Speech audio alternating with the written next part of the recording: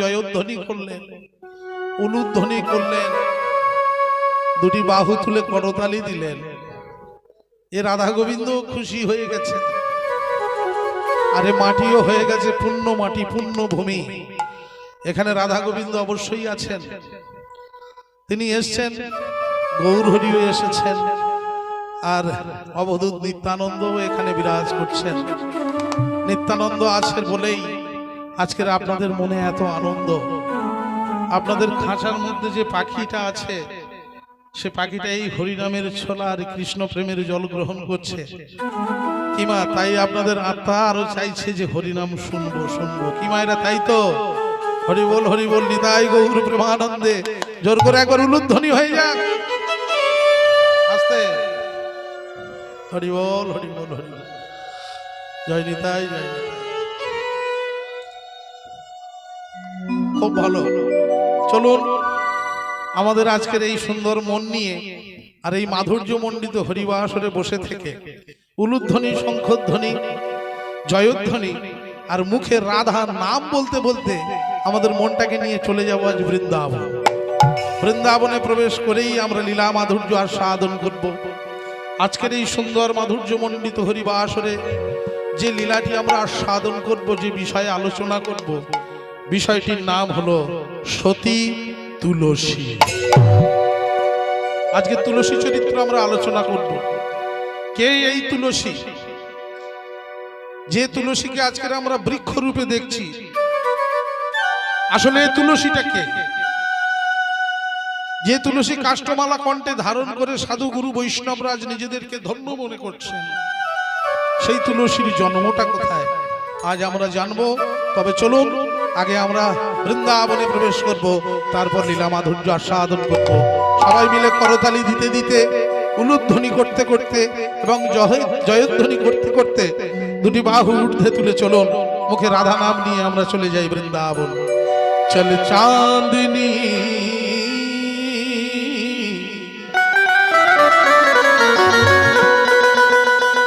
চল চাঁদনি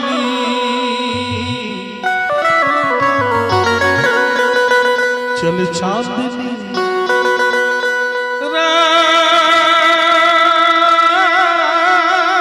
है,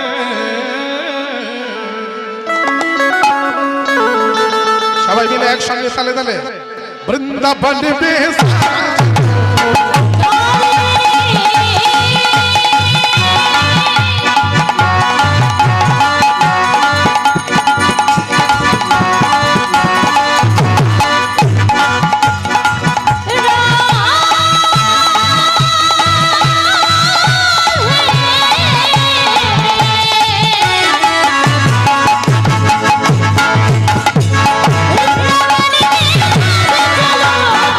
चांदनी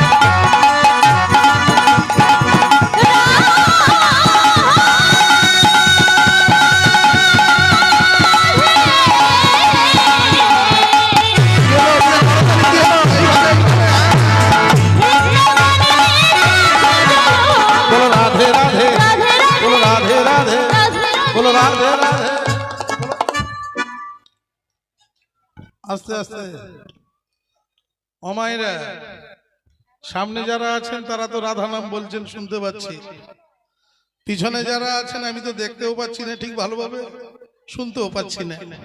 হ্যাঁ, না বললে বুঝতেও পারবো না। আর কিছুদিন আগে মাগো এমন একটি ভাইরাস এসেছে করোনা, মুখে মাস্ক পরতে হচ্ছে, মাস্ক পরে ভেতর থেকে রাধা নাম বলছে কি বলছে না, ঠোঁট নড়ছে কি নড়ছে না তাও বোঝা যায়। কিন্তু এরকম করলে তো হবে না, বৃন্দাবনে প্রবেশ করতে হলে রাধা নাম বলা আবশ্যক, বলতেই হবে। যারা যারা বৃন্দাবনে গেছেন নিশ্চয়ই জানেন এটা বৃন্দাবনের নিয়ম। বৃন্দাবনে একটা টোটোতে পা দিলেও রাধা নাম বলতে হয়, একটা দোকানে খাবার কিনতে গেলেও রাধা নাম বলতে হয়। পয়সা তো আপনি পরে দেবেন, সেটা পরের কথা। আজ যা দেখা গেল আপনার কাছে কোনো খাবারই নেই, কাঁধে হঠাৎ করে একটা বানর এসে পড়েছে, খাবার আসায় আপনার কাছে খাবার নেই। দেখুন রাধা নামের কেমন মহিমা। ওই বানরটির কানের কাছে গিয়ে শুধু দুবার রাধা নাম বলে দেবেন, ও বুঝে যাবে যে আপনি ভক্ত মানুষ আছেন, আপনাকে ছেড়ে দেবে আর খাওয়ার জন্য আপনাকে বিরক্ত করবে না। তাহলে বৃন্দাবনের পশু পাখিরাও পর্যন্ত রাধা নামে বিভোর, এটাই হলো মধুর বৃন্দাবন। তো সেই বৃন্দাবনে প্রবেশ করতে হলে তো আপনাকেও রাধা নাম বলতে হবে। আগে মায়েদের দিকে যাচ্ছি, পরে বাবাদের দিকে যাব, কারণ অসংখ্য ভক্ত সমাগম ঘটেছে। তো আজ এত ভক্ত সমাগম ঘটেছে, মায়েরা বাবারা একসঙ্গে বললে সব গুলিয়ে যাবে। আগে মায়েরা বলুন, মায়েরা যারা আছেন বলো রাধে রাধে। সবাই বলেনি, সবাই বলেনি, আস্তে আস্তে আস্তে। পিছনের দিকে যে মায়েরা আছে সেগুলো বলছে নাকি শুনতে পাচ্ছি না, একটু জোরে বলা যাবে? হ্যাঁ, আর একটু জোর হবে? আচ্ছা দেখি তো আরেকটু জোর হয় কি, বলো রাধে রাধে। আগের থেকে একটু বেড়েছে। এবারে পিছন থেকে একটা হাওয়া এসছে, আর একটু জোর হবে, বারবার তিনবার। এবার বাবাদের দিকে চলে যাব, বাবারা কিন্তু হারিয়ে দেবে এই শেষবার। মা যা বলার উচ্চ স্বরে বলে দেন, বলো রাধে রাধে। হরি বল হরি বল হরি বল।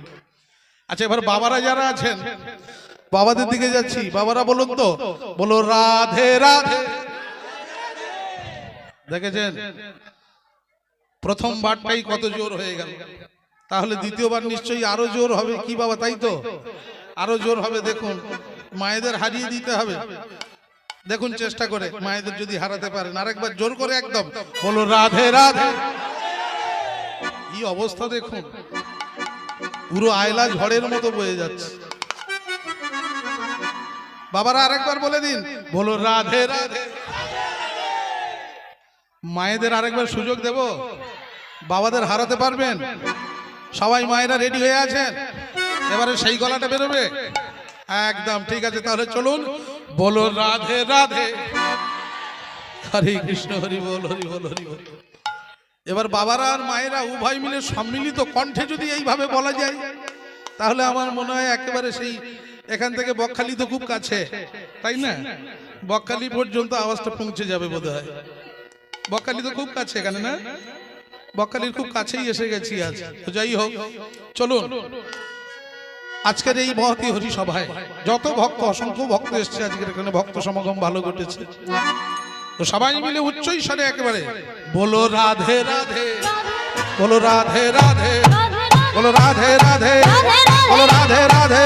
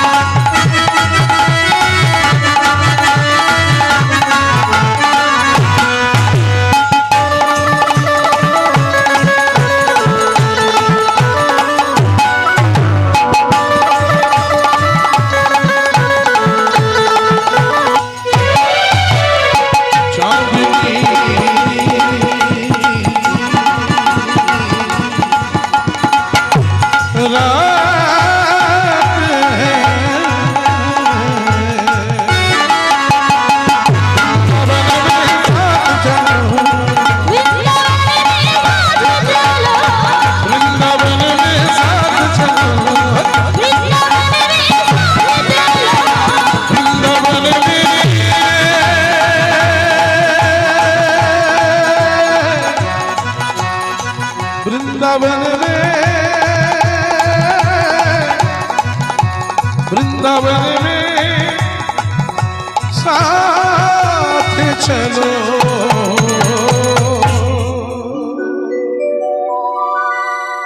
बोलो बोलो वृंदावन धाम की जय, वृंदावन धाम की, राधा रानी की, श्याम कुंडों की, राधा कुंडों की, राधा रानी की, राधा रानी की, राधा रानी की। हरि बोल हरि बोल हरे কৃষ্ণ। চরিতে যেভাবে রাধার নামে জয়ধ্বনি করলেন, দেখুন রাধাকে ডাকলে তবেই কৃষ্ণকে পাওয়া যায়। যেভাবে রাধাকে আপনারা শ্রদ্ধাপূর্বক ডাকলেন, আরাধনা করলেন, রাধারানীর তো কৃপা অবশ্যই হবে, এবং সাথে সাথে আমাদের আদি গোবিন্দ সর্বকারণের কারণ পুরুষোত্তম ভগবান শ্রীকৃষ্ণের করুণাও আপনাদের লাভ হবে। তো চলুন আজ আমরা লীলার যে বিষয়বস্তুটি আস্বাদন করতে চলেছি, সেটির নাম হলো সতী তুলসী। এই সতী তুলসী সম্পর্কে আজকে আমরা জানব। যে তুলসীকে আজকে আমরা বৃক্ষরূপে দেখছি, এই তুলসী কিন্তু আগে বৃক্ষ ছিল না। তাহলে কি ছিল? এই তুলসী ছিল একজন পরম বৈষ্ণব কন্যা। কি নাম সেই বৈষ্ণবের? আসুন একটু জেনে নেওয়া যাক। সকল ভক্তদের উদ্দেশ্যে বলছি, ভক্তিমতী মায়েদের উদ্দেশ্যেও বলছি, আপনারা শান্ত হয়ে মনোযোগ সহকারে লীলাটা আস্বাদন করুন। যদি একটু অমনোযোগী হয়ে পড়েন তাহলে গুলিয়ে যেতে পারে। কাল সকালে বলবেন ছেলেটি কি করে গেল, কিছু বুঝতে পারলাম না। ওই জন্য বলছি একটু মনোযোগ সহকারে শুনবেন। তাহলে তুলসী ছিল একজন পরম বৈষ্ণব কন্যা। কি নাম ছিল সেই বৈষ্ণবের? চলুন আমরা জেনে নিই। পুরাকালে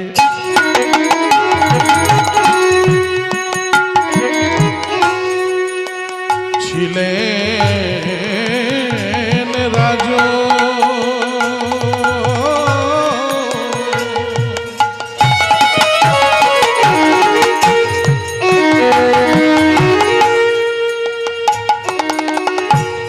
ধর্মধ্বজ না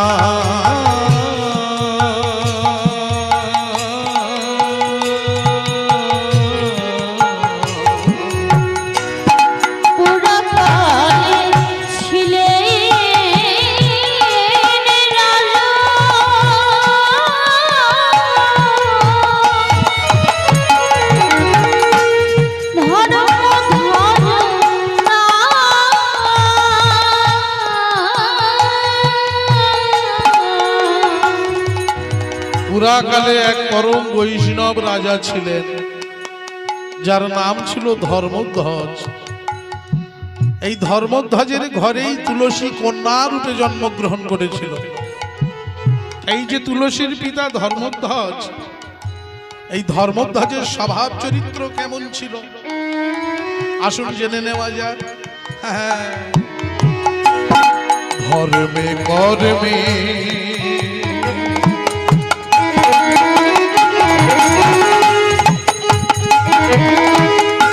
ছিল মতি,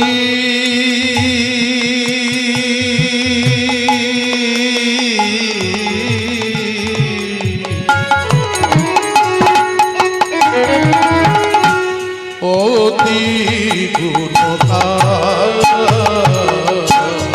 ধর্মে কর্মে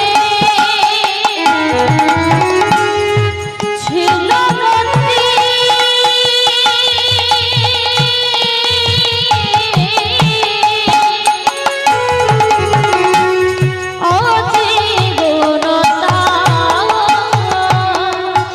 ধর্মধ্বজের ঘরে তো তুলসী কন্যা রূপে জন্মগ্রহণ করেছিল, এটা তো আমরা জানলাম। কিন্তু যার গর্ভে জন্মগ্রহণ করেছিল সেই রমণীটি কে? সেই রমণীটি হলো ধর্মধ্বজের স্ত্রী। কি নামটা? নামটি হলো মাধবী। মাধবী মাধবী না মেতে পত্নী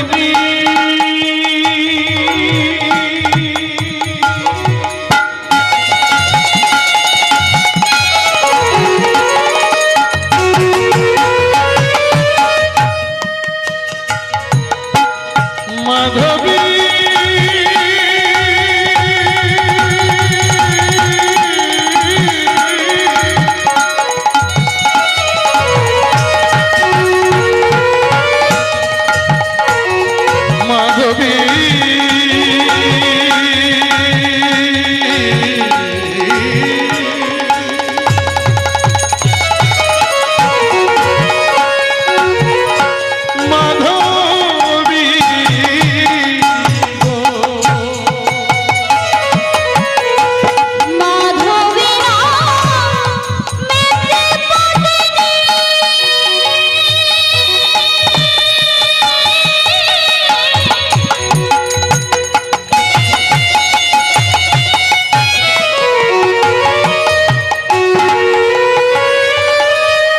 ধর্মধ্বজ আর মাধবী এরা দুজনে সর্বদাই কি করতেন?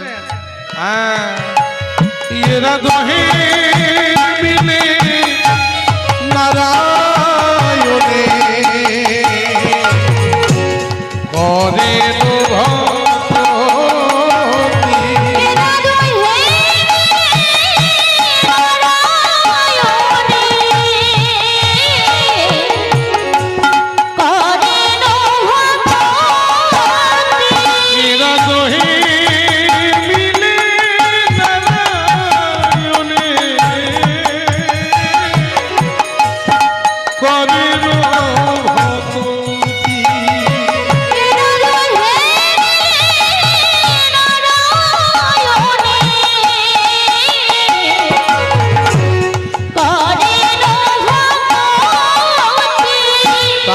সদাই করত হরির ভজ সদাই করত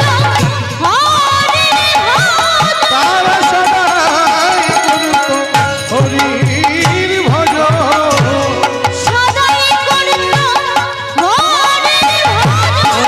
হরির নামে ছিল মগ সদাই করত হরি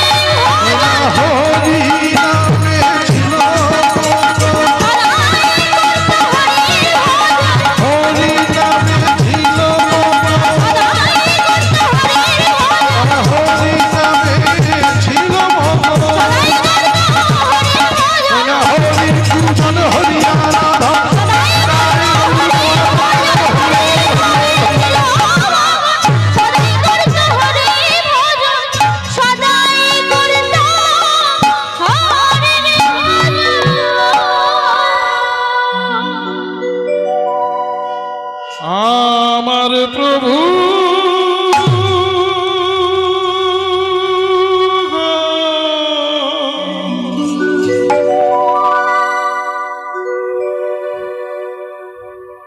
ধর্মধ্বজ আর মাধবী ধর্মধ্বজ ছিল একজন বিশাল বড় রাজা, বিশাল বড় রাজত্ব তার, বিশাল বড় রাজ অট্টালিকা, রাজকোষ ভর্তি রাজ ঐশ্বর্য। আর মাধবী হলো সেই রাজ্যের রানী। ভগবান তাদের সবকিছুই দিয়েছেন, কোনো কিছুরই অভাব রাখেন। কিন্তু হে ভক্ত মণ্ডলী মায়েরা, যে সম্পদটি না থাকলে কোনো সংসারী পূর্ণতা লাভ করতে পারে না, সেই সম্পদটি ভগবান তাদেরকে দেননি। তাদের ছিল না কোনো সন্তান, তাই মাধবীর মনে ছিল গুপ্ত ব্যথা, চাপা যন্ত্রণা। মাধবী রাধা মাধবের কাছে কেঁদে কেঁদে বলতো, ওগো দয়াময়,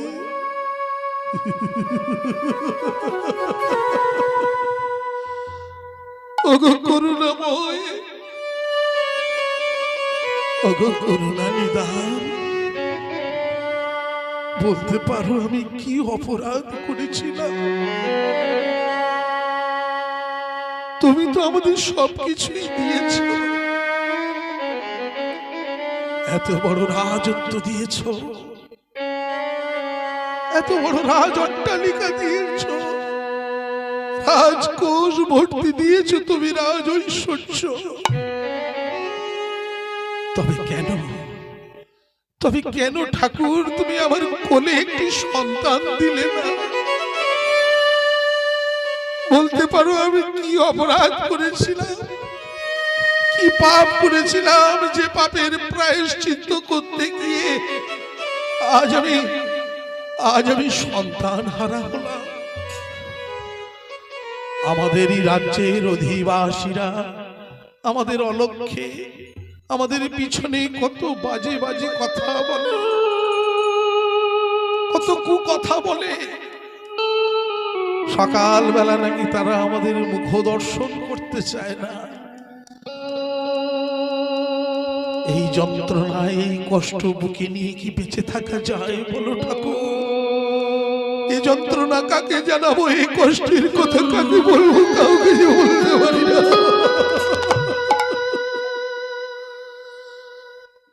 মাধবী যখন রাধা মাধবের চরণে বসে বসে এইভাবে কাঁদছে, ঠিক সেই সময় ধর্মধ্বজ রাজকার্য সমাপ্ত করে প্রাসাদে প্রবেশ করেছে।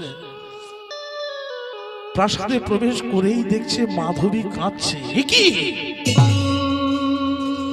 মাধবী, কি হয়েছে তোমার? তুমি এমন করে কাঁদছো কেন? কি হয়েছে? কাঁদবো না, কাঁদবো না স্বামী।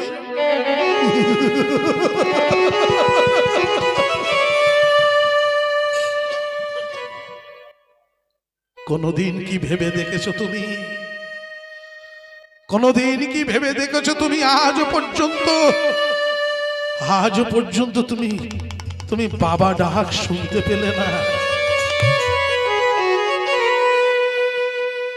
তুমি কি জানো তোমার রাজ্যের অধিবাসীরা তোমার পিছনে তোমাকে নিয়ে কত বাজে বাজে কথা বলে? তোমার রাজ্যের অধিবাসীরা তোমাকে আটকুড়ো রাজা বলে। তারা সকালবেলা তোমার মুখ দর্শন করতে চায় না। তুমি কি কোনোদিন ভেবে দেখেছো তোমার এই যে এত বড় বিশাল রাজত্ব, এত বড় রাজ অট্টালিকা, ওই যে রাজকোষ ভর্তি রাজ ঐশ্বর্য, কে হবে? কে হবে এর উত্তরাধিকারী? কে হবে? যেই না মাধবী এমন করে বলেছে, ধর্মধ্বজ হাউ হাউ করে কাঁদতে শুরু করে দিয়েছে। এবারে দুজনে মিলেই কাঁদছে, দুজন দুজনকে ধরে কাঁদছে। হে ভক্তমণ্ডলী মায়েরা, এদিকে তো দুজনে কাঁদছে, আর ওদিকে কি হচ্ছে দেখো। ওদিকে অন্তর্যামী শ্রী বিষ্ণু নারায়ণ, তিনি মনে মনে ভাবছেন, ওরে ধর্মধ্বজ, ওরে মাধবী, তোরা একটা সন্তানের জন্য এমন করে কাঁদছিস, কিন্তু তোরা তো জানিস না যে আমার ঘরণী লক্ষ্মীর অংশ থেকে একটি কন্যা সন্তান আমি তোদের ঘরে পাঠাবো। হরি বল, হরি বল। এটা শ্রী বিষ্ণু নারায়ণ মনে মনে ভাবছে। শ্রী বিষ্ণু নারায়ণ সিদ্ধান্ত নিলেন, কেন বেচারীরা এইভাবে কান্নাকাটি করে দিন রাত, আজ রাতের বেলা দৈববাণী করে এই কথাটি আমি ওদের দুজনকে জানিয়েই দেব। ঠিক রাত্রির দ্বীপ প্রহরে শ্রী বিষ্ণু নারায়ণ দৈববাণী করলেন,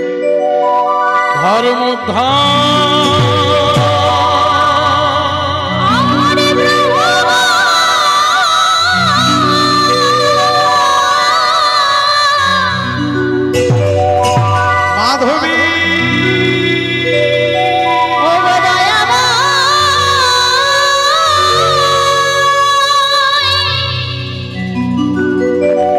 ধর্মধ্বজ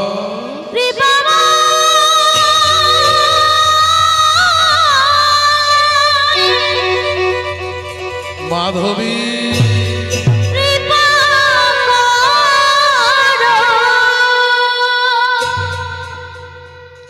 ওরে ধর্মধ্বজ ওরে মাধবী, একটা সন্তানের জন্য তোরা এমন করে কাঁদছিস,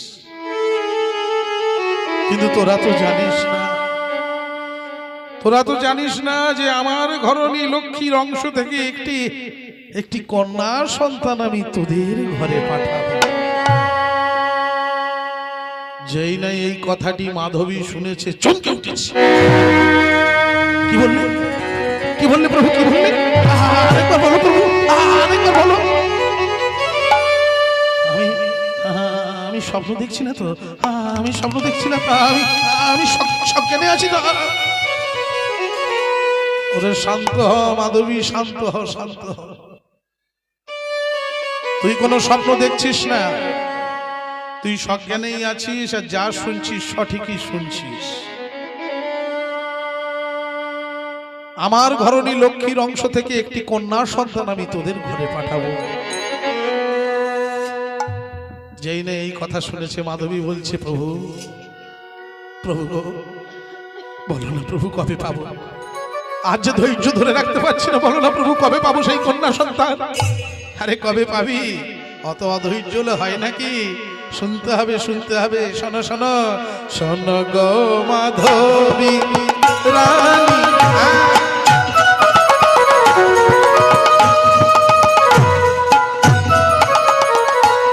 মিলাইব এক রমণী। শোনো গো মাধবী রানী,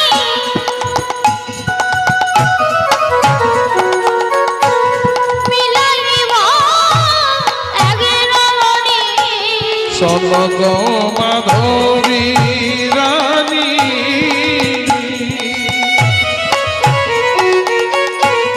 মিলাইব এক রমণী। শোনো গো মাধবী রানী,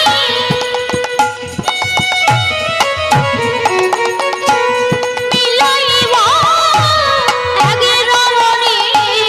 কন্যা রূপে করিবে গম, ও সে কন্যা রূপে করিবে গমন। ও সেই কন্যা রূপে করিবে গম।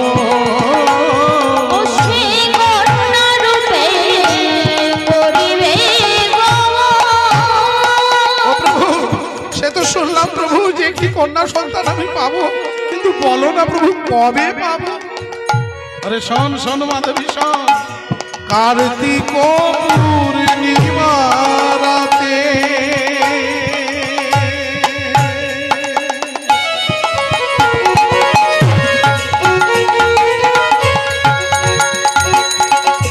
শোন মাধবী,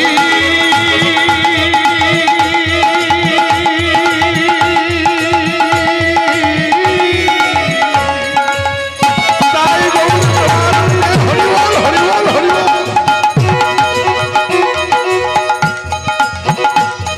শোন মাধবী গো,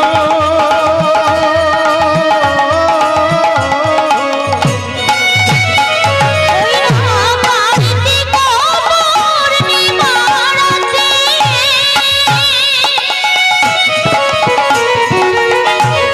জনবলরে ধরণীকে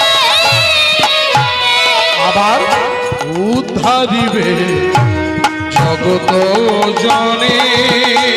ওই নয়ন ধরিবে জগত জনে।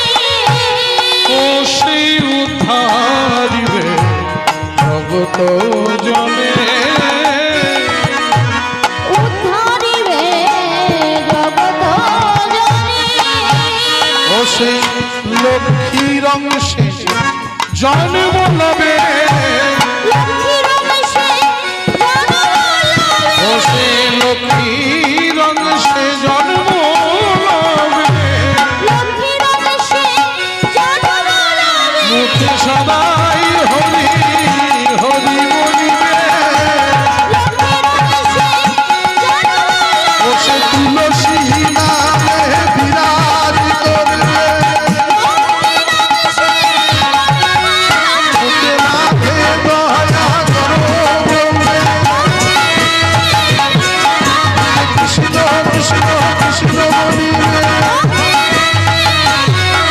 সরস্বতী নামে বিরাজ করবে।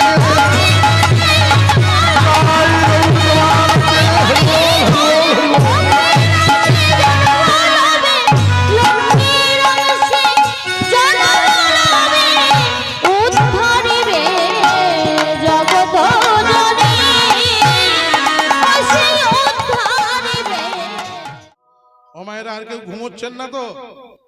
ঘুম কেটে গেছে? হরি বল হরি বল। আসুন এবার লীলা মাধুর্য আস্বাদন করি। পিতা ব্রহ্মা তুলসীকে বর দিয়ে চলে গেলেন কোথায়? পুষ্কর তীর্থে। তুলসী তপস্যা করেছিল 30,000 বছর, আর পুষ্কর তীর্থে তপস্যা করছে স্বয়ং শঙ্খচূড়। শঙ্খচূড় তপস্যা করছে 40,000 বছর ধরে। এক পায়ে দাঁড়িয়ে বাহু দুটি ঊর্ধ্বে তুলে এক বাক্যে বলে চলেছে, ওম ব্রহ্মা ব্রহ্মণ্য দেবায়, ওম ব্রহ্মা ব্রহ্মণ্য দেবায়, ওম ব্রহ্মা ব্রহ্মণ্য দেবায়।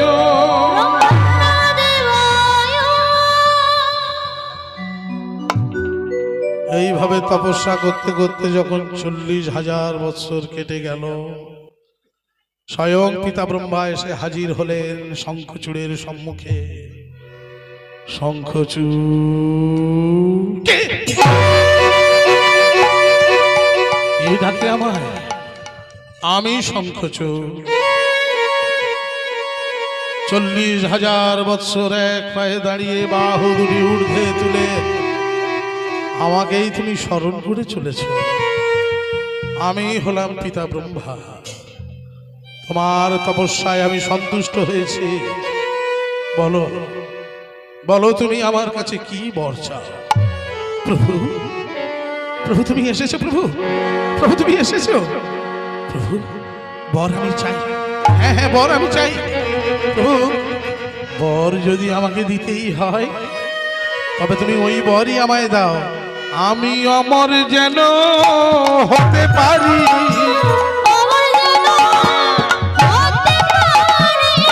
অমর যেন হতে পারি, এই মিনতি তোমায় করি, এই মিনতি তোমায় করি।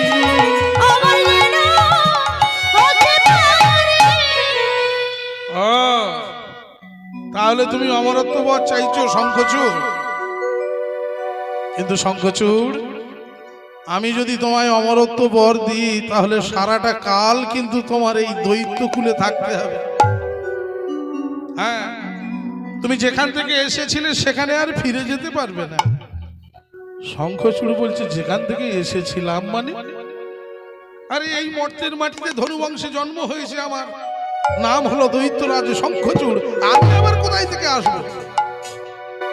পিতা ব্রহ্মা বলছে, ও তো তুমি এ জন্মের কথা বলছো শঙ্খচূড়, কিন্তু পূর্ব জন্মে তুমি কে ছিলে? বলে, প্রভু তা তো জানি না পূর্ব জন্মে আমি কে ছিলাম। পিতা ব্রহ্মা মনে মনে ভাবলেন শঙ্খচূড়কে স্মরণ করিয়ে দিতে হবে যে পূর্ব জন্মে ও কে ছিল।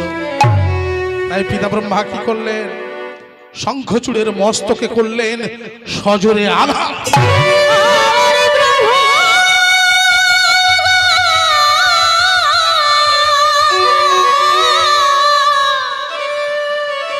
পিতা ব্রহ্মার আঘাতে শঙ্খচূড়ের সারা সর্বাঙ্গ থরথর থরথর করে কেঁপে উঠল। আমার মনে পড়ে গেছে, আমার মনে পড়ে গেছে প্রভু, আমার সব মনে পড়ে গেছে। পিতা ব্রহ্মা এবারে একে একে প্রশ্ন করছে, বলো শঙ্খচূড়, পূর্ব জন্মে তুমি কে ছিলে? প্রভু প্রভু পূর্ব জন্মে আমি ছিলাম গোলক বৃন্দাবনের কৃষ্ণ সখা শ্রীদাম। গোলক বৃন্দাবনের কৃষ্ণ সখা শ্রীরাম হয়ে এই দৈত্যকুলে জন্ম নিলে কেন? অভিশাপ, অভিশাপ প্রভু, অভিশাপ। অভিশাপ? কার অভিশাপ? ওই রাধারানীর অভিশাপ প্রভু, ওই রাধারানীর অভিশাপ। রাধারানী কেন তোমায় অভিশাপ দিয়েছিল? ক্রোধ, ক্রোধ। আমি রাধারানীকে ক্রোধ দেখিয়েছিলাম, তাই রাধারানী আমাকে অভিশাপ দিয়েছিল। কেন তুমি রাধারানীকে ক্রোধ দেখালে? কেন দেখালাম? কেন দেখালাম প্রভু? কেন দেখাবো না? তাই ওই রাধারানী আমার পরম মিত্র, আমার পরম বন্ধু, আমার আরাধ্য ভগবান। ভগবান শ্রীকৃষ্ণকে কি বলেছিল জানো? কৃষ্ণ নাকি লম্পট, কৃষ্ণ নাকি চরিত্রহীন, কৃষ্ণ নাকি কাপুরুষ। ভগবানের অপমান আমি সহ্য করতে পারিনি। ভগবানের অপমান তিরস্কার আমি সহ্য করতে পারিনি। তাই আমি রাধারানীকে বলেছিলাম, ও হে রাধে, তুমি কাকে কি বলছো? যার বাম অঙ্গ থেকে তোমার সৃষ্টি হয়েছে, যার লোমকূপ থেকে এই বিশ্ব ব্রহ্মাণ্ডের সৃষ্টি হয়েছে, তাকে তুমি বলছো লম্পট, চরিত্রহীন, কাপুরুষ? দূর হয়ে যাও, দূর হয়ে যাও, আমার চোখের সামন থেকে দূর হয়ে যাও। এইভাবে যখনই আমি রাধারানীকে ক্রোধ দেখিয়েছিলাম, তখন রাধারানীও আমায় বলেছিল, ও হে কৃষ্ণ সখা শ্রীরাম, তুই ভগবান কৃষ্ণের সখা হয়ে তোর মনের মধ্যে এত ক্রোধ? আজ আমার সম্মুখে যে ক্রোধের বহিঃপ্রকাশ তুই করলি, আমি তোকে অভিশাপ দিচ্ছি। আগত জন্মে তোর ওই ক্রোধ কুলে জন্ম নিতে হবে, ক্রোধ কুলে জন্ম নিতে হবে, ক্রোধ কুলে জন্ম নিতে হবে। প্রভু, রাধা রানীর সেই অভিশাপ মাথায় নিয়ে আগত যুগে আমি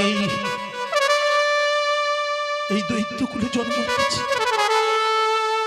পিতা ব্রহ্মা বললেন, বেশ শঙ্খচূড়, তোমার সব কথা তো শুনলাম, বুঝলাম, এইবারে তুমি কি চাও বলো?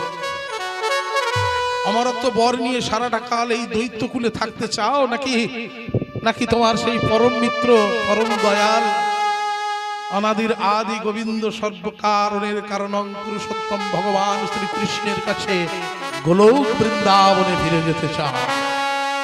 বলে, প্রভু, প্রভু, আমি আমার বন্ধুর কাছে ফিরে যেতে চাই, মিত্রের কাছে ফিরে যেতে চাই, আমি ওই গোলক বৃন্দাবনে ফিরে যেতে চাই। কিন্তু প্রভু, যেহেতু দৈত্য কুলে জন্ম নিয়েছি, এই কুলেরও তো একটা মান মর্যাদা আছে, তাই তুমি আমাকে এমনই একটি বর দাও যাতে করে কিছুদিন আমি অমর হয়ে থাকতে পারি, আবার ওই গোলক বৃন্দাবনেও ফিরে যেতে পারি। পিতা ব্রহ্মা বললেন, বেশ ঠিক আছে, তেমনই বর আমি তোমায় দেব, কিন্তু তার জন্য যে একটা কথা আমায় রাখতে হবে। শঙ্খচূড়, শঙ্খচূড় বলছে, বলো প্রভু, কি কথা?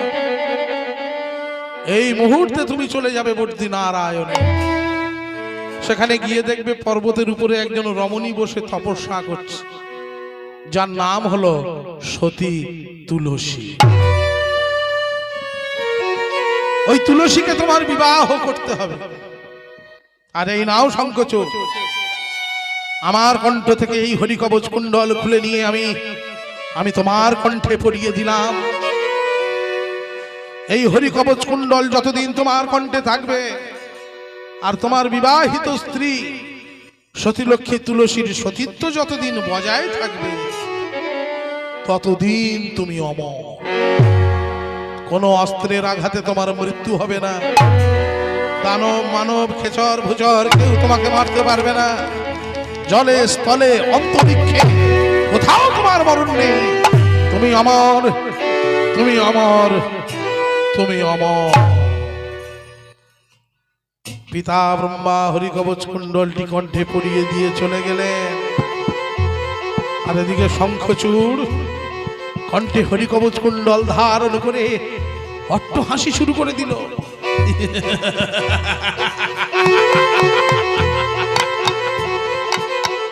আমি অমর, আমি অমর হয়ে গেছি। কোন অস্ত্রের আঘাতে আমার মৃত্যু হবে না। দানব মানব খেচর ভুচর কেউ আমাকে হত্যা করতে পারবে না। জলে স্থলে অন্তরিক্ষে কোথাও আমার মরণ নেই। কিন্তু কিন্তু আমার যে তুলসীকে বিবাহ করতে হবে। হ্যাঁ, যাই যাই, আমি তুলসীর কাছে যাই। আস্তে আস্তে চলেছে বন্দি নারায়ণে। হরে মুরারে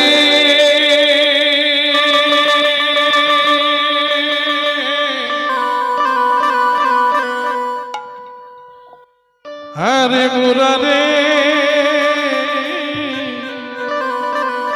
মধু কৈট ভারে। হরে মুরারে মধু কৈট ভারে। হরে মুরারে মধু কৈট ভারে।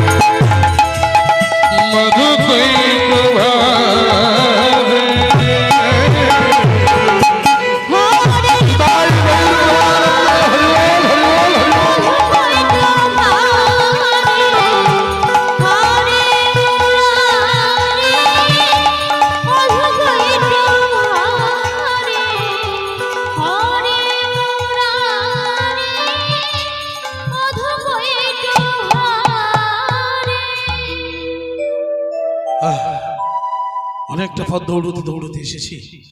অবশেষে বর্দি নারায়ণে উপস্থিত হলাম। কিন্তু কিন্তু এখানে যে দেখছি চারিদিকে শুধু পর্বত আর পর্বত। কোথায় কোথায় সেই পর্বত, যে পর্বতের উপরে তুলসী বসে তপস্যা করছে? কই কই সে পর্বত কোথায়? ওই তো সেই পর্বত। হয়তো একজন রমণী বসে আছে পর্বতের উপরে। যাই যাই, ওটাই মনে হয় তুলসী। আস্তে আস্তে পর্বতের উপরে উঠেছে। পিছনে গিয়ে তুলসীর পিছনে গিয়ে ডাক দিল, কে তুমি কন্যা? কে কে আপনি? আমি দৈত্যরাজ শঙ্খচূড়। কিন্তু তুমি কে? আমি একজন বৈষ্ণব কন্যা। আমার নাম হলো তুলসী। ও, তুমি তুলসী? তা বেশ, তা বেশ। শোনো তুলসী, আমি তোমার কাছে একটা প্রস্তাব নিয়ে এসেছি। বলুন কি প্রস্তাব? দেখো তুলসী, আমি এই বর্দি নারায়ণে তোমাকে গন্ধর্ব মতে বিবাহ করতেছি। যেই না এই কথা বলেছে, তুলসী মনে মনে ভাবছে শঙ্খচূড়কে বিবাহ করতে হবে, এই আদেশ আমাকে স্বয়ং পিতা ব্রহ্মা দিয়ে গেছে। হ্যাঁ, নারায়ণ ঘরণী হতে গেলে শঙ্খচূড়কে আমার বিবাহ করতে হবে। তাই আর কাল বিলম্ব না করে শঙ্খচূড়কে বড়মাল্য দান করবে বর্দি নারায়ণ। হে ভক্তমণ্ডলী মায়েরা, আজ শঙ্খচূড় আর তুলসীর বিবাহ হবে। একবার জোর করে উলুধ্বনি হয়ে যাক, সবাই মিলে জোর করে উলুধ্বনি।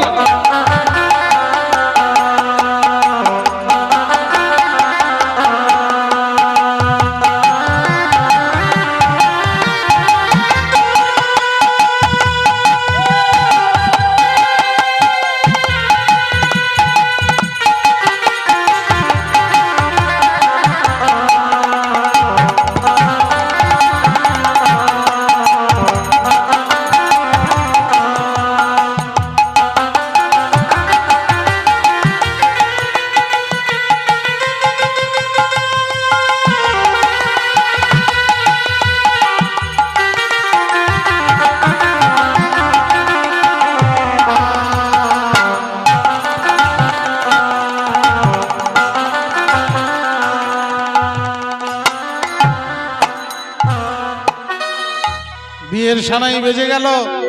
ও মায়েরা, জোর করে একবার উলুধ্বনি করো। আজ প্রতিরূপে তুলসী বরণ করিলা,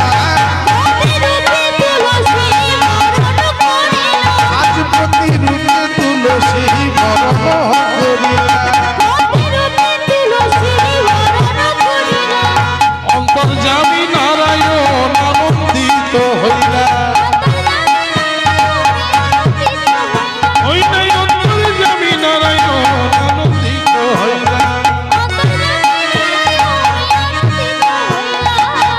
রূপে আইলা সতী আজি অন্তপুরে,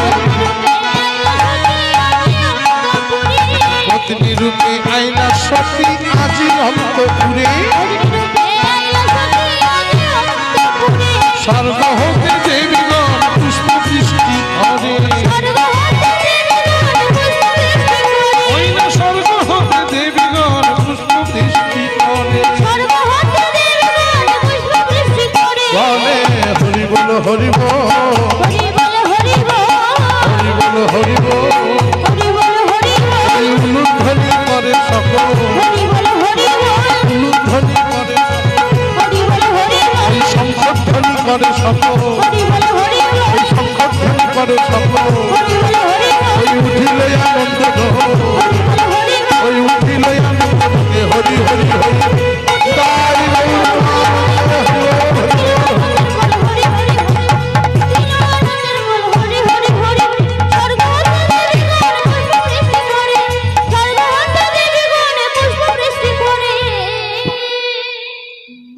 হে ভক্তমণ্ডলী মায়েরা, শঙ্খচূড় আর তুলসীর বিবাহ হয়ে গেল।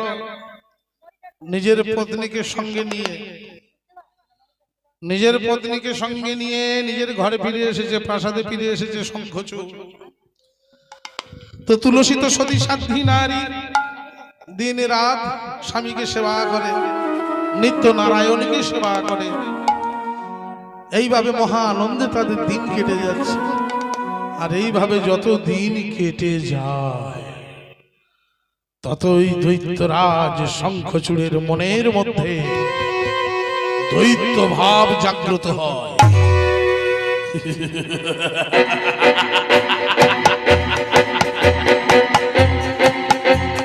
আমি অমর, আমি অমর, আমি ব্রহ্মার বলে বলিয়া, আমার কণ্ঠে আছে হরিকবচ কুণ্ডল, আমার প্রাসাদে আছে সতী লক্ষ্মী স্ত্রী তুলসী। কেউ আমাকে মারতে পারবে না, কোন অস্ত্রের আঘাতে আমার মৃত্যু হবে না। জলে স্থলে অন্তরিক্ষে কোথাও আমার মরণ নেই। আমি যুদ্ধ চাই, হ্যাঁ হ্যাঁ আমি যুদ্ধ চাই, আমি ধ্বংস চাই। ও ঊর্ধ্বশ্বাসে দৌড়তে দৌড়তে চলে গেল স্বর্গরাজ্যে। দেবরাজ ইন্দ্রের রাজ সভায় গিয়ে চিৎকার করে শঙ্খচূড় বলে উঠল, দেবরাজ ইন্দ্র,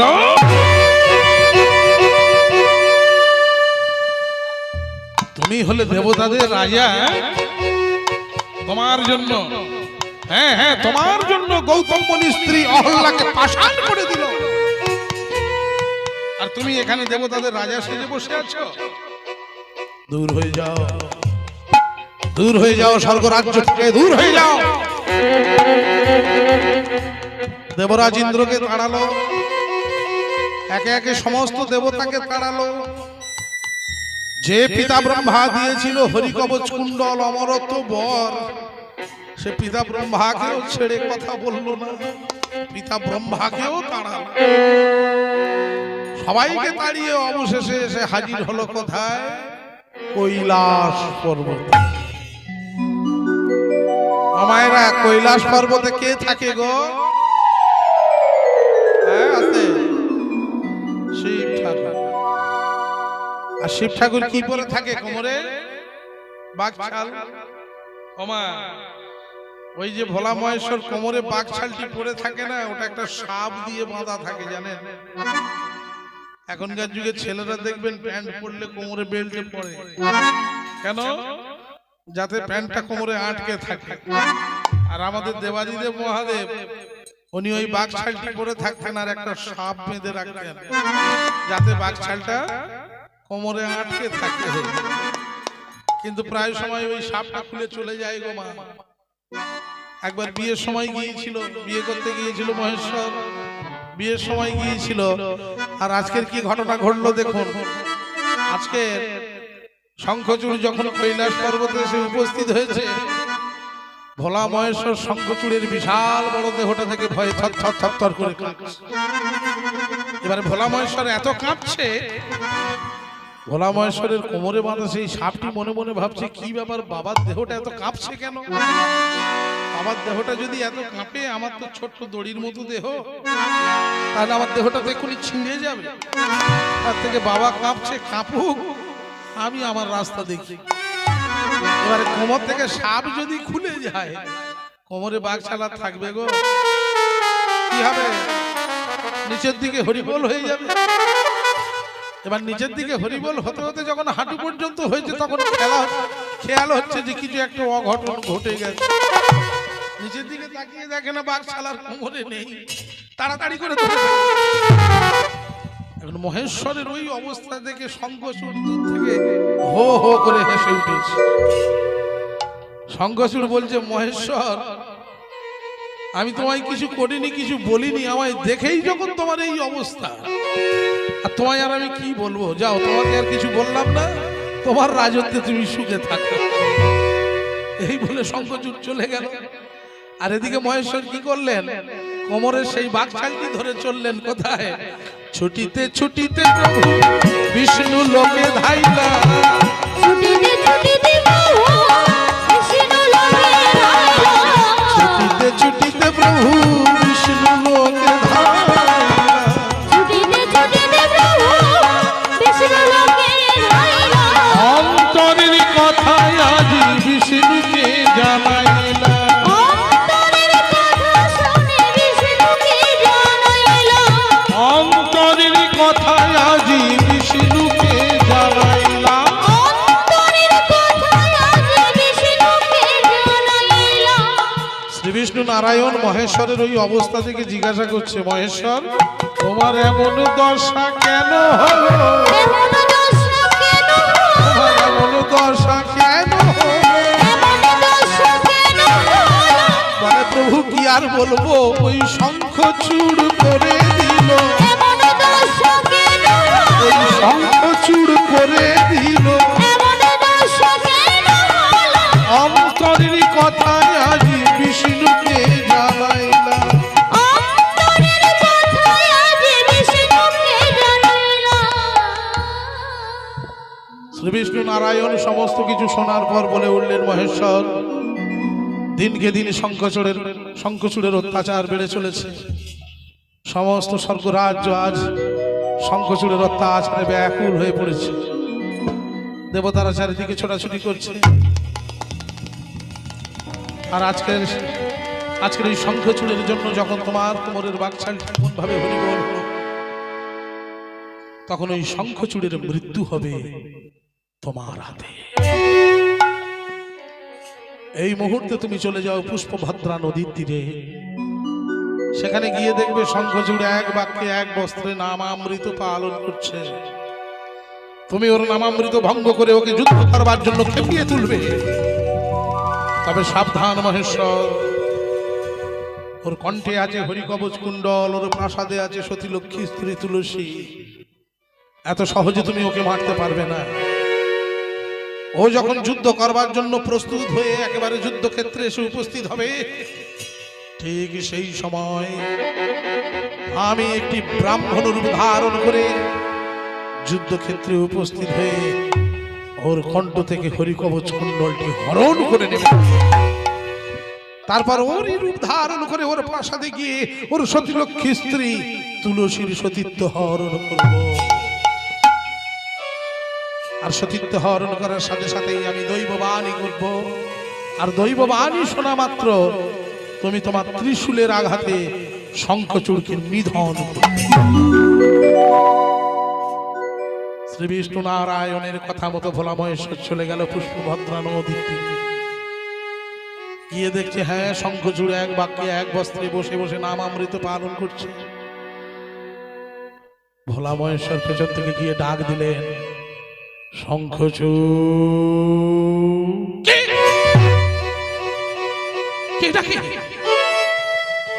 কি ভোলা মহেশ্বর,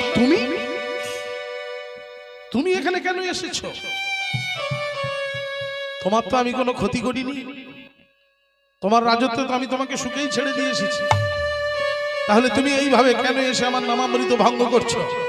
চলে যাও, চলে যাও মহেশ্বর, চলে যাও। এ ভক্তমণ্ডলী মায়েরা, ভোলা মহেশ্বর এবার কিভাবে খেপিয়ে তুলছে দেখুন শঙ্খচূড়কে। কি বললি শঙ্খচূড়, আমায় ফিরে যেতে বলছিস? ছি ছি ছি ছি ছি ছি ছি ছি ছি ছি ছি ছি। এই দুই দৈত্যরাজ শঙ্খচূড়, আমি তোর সাথে যুদ্ধ করব বলে এখানে এলাম, আর তুই আমাকে ফিরে যেতে বলছিস? এই জগৎ সংসারের সবাই যদি জানে যে তুই আমার সঙ্গে যুদ্ধে পারবি না বলে আমাকে ফিরে যেতে বলেছিস, তোকে আর কোনো সম্মান করবে? সবাই বলবে তুই দৈত্য বংশের কলঙ্ক, সবাই বলবে তুই দৈত্য বংশের লজ্জা। যেই না এই কথা বলেছে শঙ্খচূড় চিৎকার করে উঠেছে, না,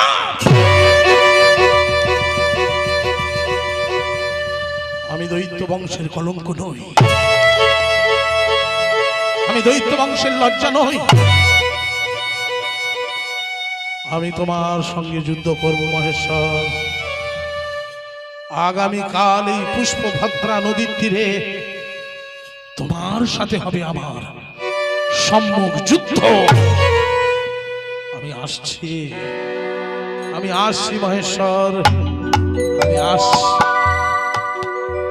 তুলসী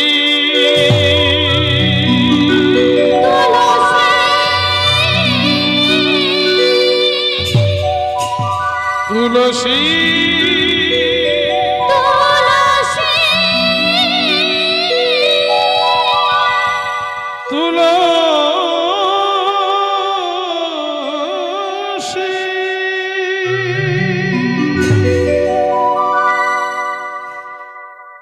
স্বামীর কণ্ঠস্বর শুনে অন্দর মহল থেকে তুলসী দৌড়তে দৌড়তে আসছে। স্বামী, একি তুমি নামামৃত ভঙ্গ করে প্রাসাদে ফিরে এলে কেন? কি হয়েছে তোমার? নামামৃত ভঙ্গ করে এইভাবে প্রাসাদে ফিরে আসা এটা তো ভালো লক্ষণ নয়। কি হয়েছে তোমার বলো আমাকে, আমি তোমার অর্ধাঙ্গিনী, বলো আমাকে কি হয়েছে তোমার? তুলসী, আগামীকাল পুষ্পভদ্রা নদীর তীরে স্বয়ং ভোলা মহেশ্বরের সঙ্গে হবে আমার সম্মুখ যুদ্ধ। এই কথা শোনা মাত্র তুলসী চমকে উঠল। তুমি কি বলছো? এ তুমি কি বলছো স্বামী?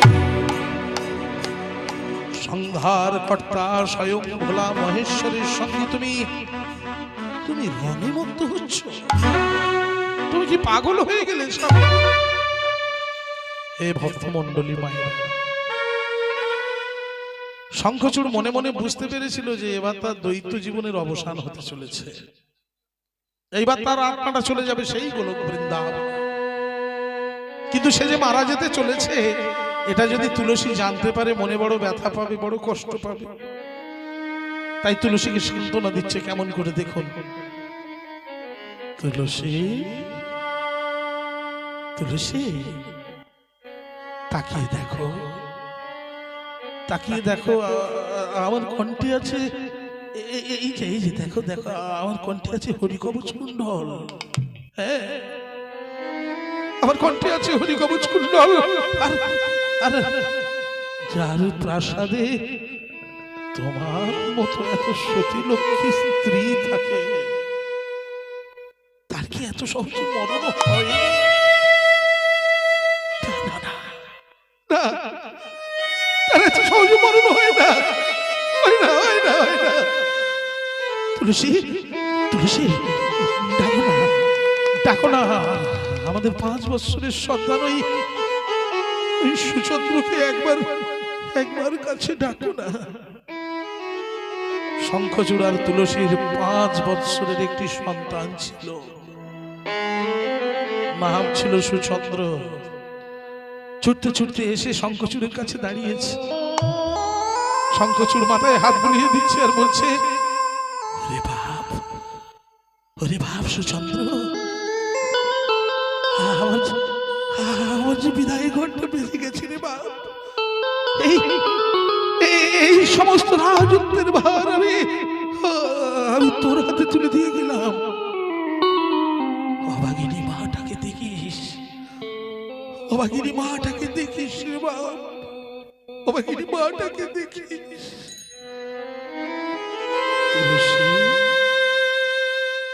তাকিয়ে দেখো, তাকিয়ে দেখো, পূর্ব আকাশ কেমন কেমন পরিষ্কার হয়ে আসছে। দাও দাও দাও, আমাকে যুদ্ধের সাজে সাজিয়ে দাও। আমাকে যুদ্ধের সাজে সাজাবে না তুলসী? এক এক করে তুলসী শঙ্খচূড়কে যুদ্ধের সাজে সাজিয়ে দিচ্ছে।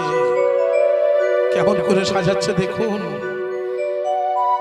ললাটে তিলক অঙ্ক,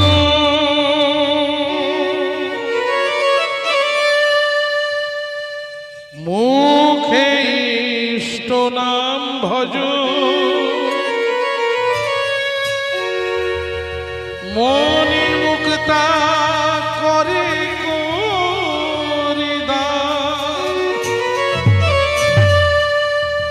সুচন্দ্রকে দিয়া ভাব, লয়ে অস্ত্র সম্ভার, পুষ্পভদ্রা নদীর তীরে করিল গমন। হৃদয় তুলসী,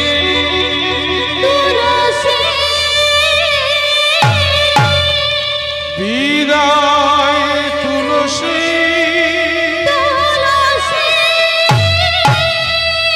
বিদায় তুলসী।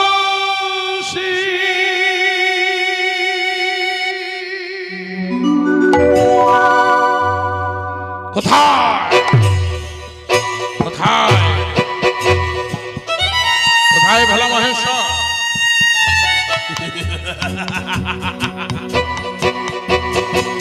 দেখো ভোলা মহেশ্বর, তোমার সাথে যুদ্ধ করবার জন্য আমি এখানে উপস্থিত হয়েছি।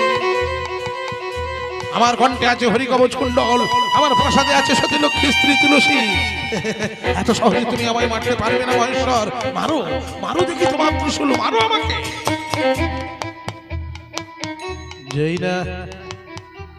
যেই না শঙ্খচূড় যুদ্ধ করবার জন্য প্রস্তুত হয়ে একদম যুদ্ধক্ষেত্রে উপস্থিত, ঠিক সেই সময় একটি ব্রাহ্মণের রূপ ধারণ করে স্বয়ং শ্রী বিষ্ণু নারায়ণ এসে হাজির হলেন যুদ্ধক্ষেত্রে। ডাক দিলেন, শঙ্খচূড়। কে?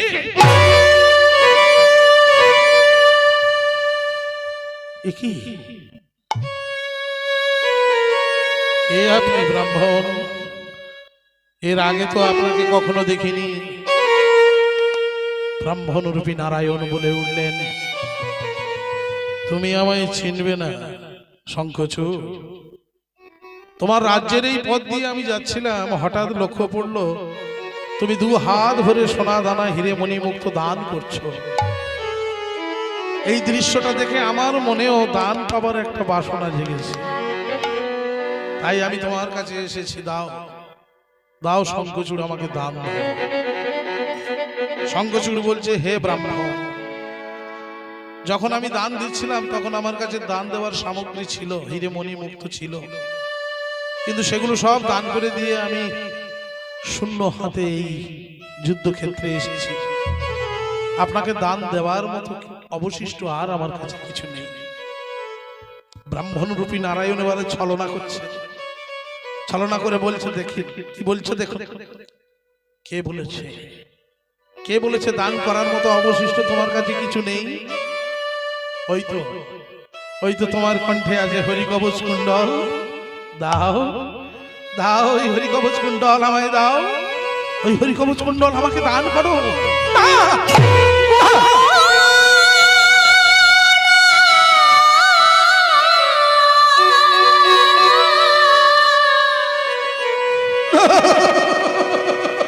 বলো না।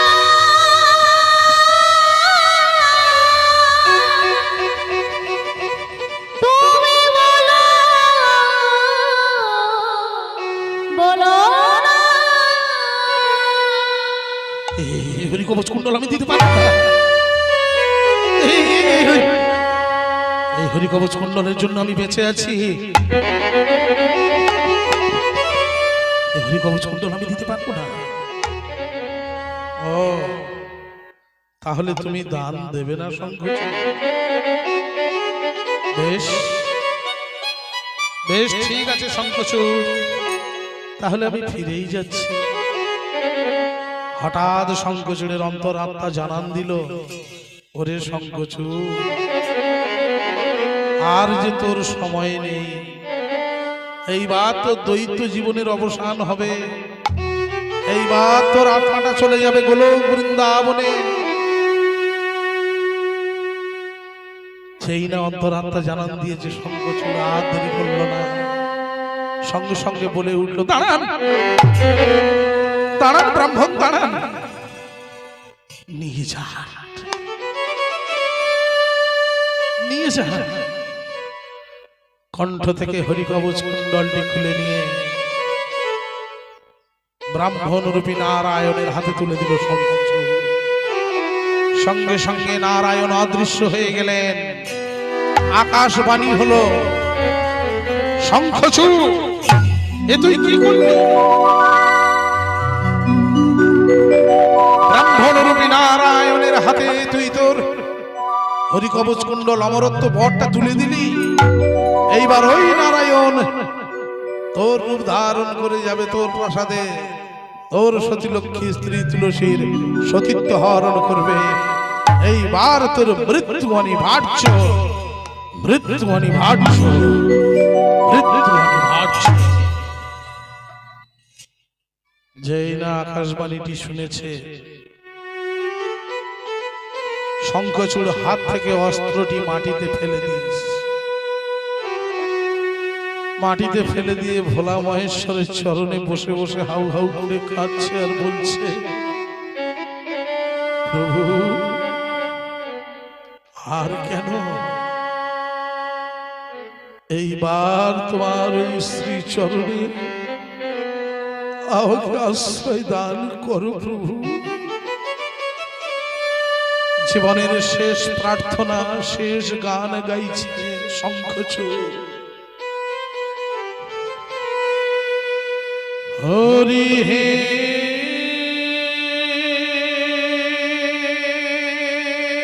হে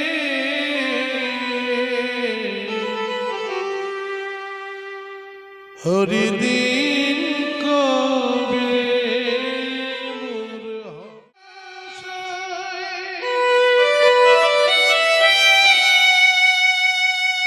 বসে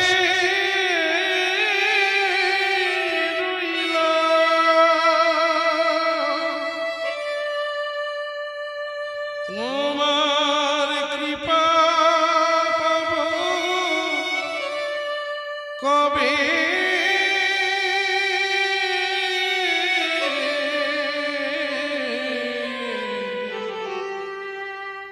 হরিদিন কবে মোর হবে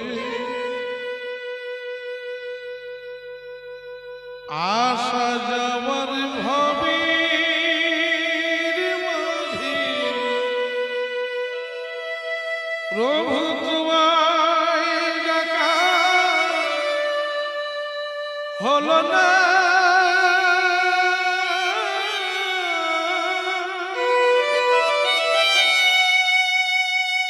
যা চাইব বলে ভেবে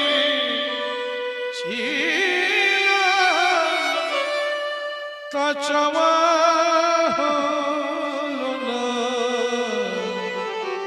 হরিদিন কবে হবে আমায় পার করো গো পারের দয়া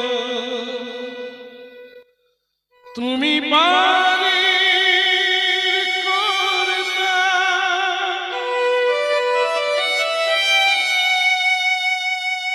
আনিবে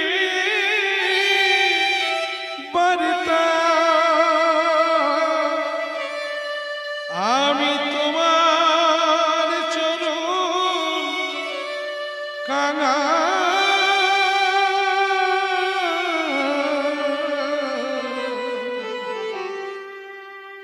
হরিদিন কবে মোর হবে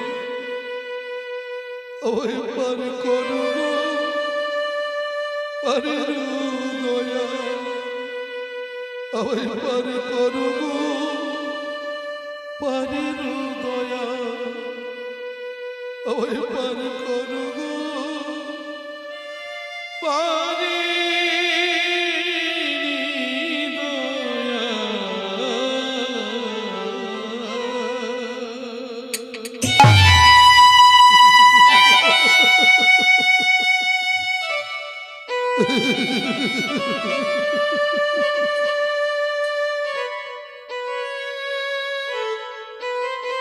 ভোলা মহেশ্বরের চরণে জীবনের শেষ গানটি গাইল শঙ্খচূড়।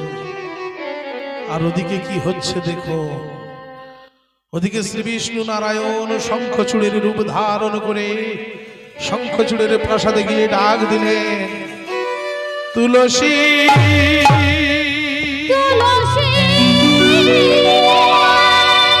তুলসী